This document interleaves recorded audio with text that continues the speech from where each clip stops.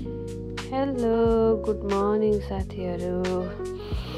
जम्मै हामी तीनजनासँग बजार घुम्न तपाईँहरू नि अनि यसो बजार घुम्न जानु पर्यो भनेर बिहान उठेको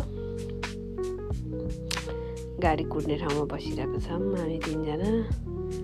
यतिकै भिडियोहरू बनाउँदै अनि गाडी पनि आयो हाम्रो।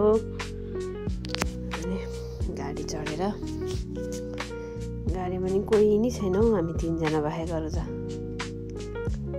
खाली खाली छ। भर्खरै एउटा बुढी आमा आयो बिच बाटोमा, लगभग आधी घन्टा जति लाग्छ यहाँबाट। अनि यहाँ ट्याक्क झरिसक्यो गाडीबाट नि। अनि बिहान बिहान चिसो मौसममा यस्तो सरर घाम लागेको बेलामा कस्तो आनन्द आउँछ। अनि गन्थन गर्दै हामी तीनजना हिँडिरहेछौँ। गन्थन के कुरा गर्दै हामी तीनजना हिँडिरहेछौँ। हामी यहाँबाट पनि पारी जानुपर्छ क्या। अनि यहाँबाट पारी जानलाई फेरि चढ्नुपर्छ हामी। अनि यसो टिकटकको लागि एउटा दुईवटा भिडियो पनि बनाएको।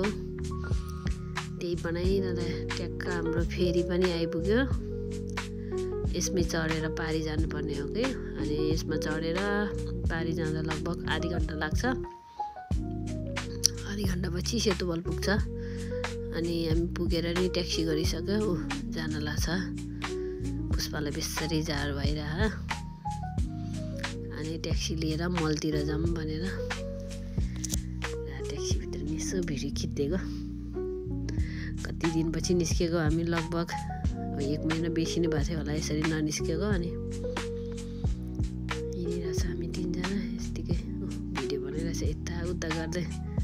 पुष्पालाई बेसरी जाडो भएर रहेछ। अनि आइफोनको स्टोरतिर नि गएको कि किन्न चाहिँ सक्ने होइन, त्यही पनि यसो हेर्नलाई नयाँहरू के रहेछ कसो रहेछ भनेर यसो हेऱ्यो हामी। सानो मायाले किन्न रहेछ, ट्याक्क बोकेरै बसिरहेछ। पुरा क्रिसमस लगाइसक्यो थियो। म झिलिमिली हेर्दै हिँडिरहेछ हामी तीनजना यत्तिकै के गफ गर्दै यो गर्नुपर्छ त्यो गर्नुपर्छ भन्दै गर्ने चाहिँ केही होइन। अहिले लास्टमा टाउको दुख्ने गरी घुमेर फर्किने हो। त्यही पनि यसो हिँडिरहेछ हामी तीनजना पुरा गफ गर्दै। अनि क्रिसमस आउन त 1 महिना बाँकी छ, तर यस्तो झिलिमिली लगाइसकेको छ क्रिसमसको। पुरै झिलिमिली भएछ। यसो पेट पूजा त गर्नु पर्यो होइन। अलिअलि पेट पूजा गर्नलाई गयौँ हामी। अहिले नेपाली पसलमा नि जाने, रेस्टुरेन्टमा नि जानुपर्छ। त्यही पनि यसो मलतिर नि अलिकति पेट पूजा गरौँ भनेर अलिअलि खायो। अनि लाग्यो हामी अब सपिङतिर। यहाँ गए नि हुन्न, त्यहाँ गए नि हुन्न। कपडा तर मनपर्ने एउटा पनि छैन। डुल्यो रातिसम्म डुल्यो हामी। अनि ट्याक्सी गरेर नेपाली रेस्टुरेन्ट गएँ। अनि नेपाली रेस्टुरेन्ट पुगेर मोमो के हो यो खायो हामी। अनि लगभग रातिको 11 बजीतिर घर फर्क्यौँ साथीहरू।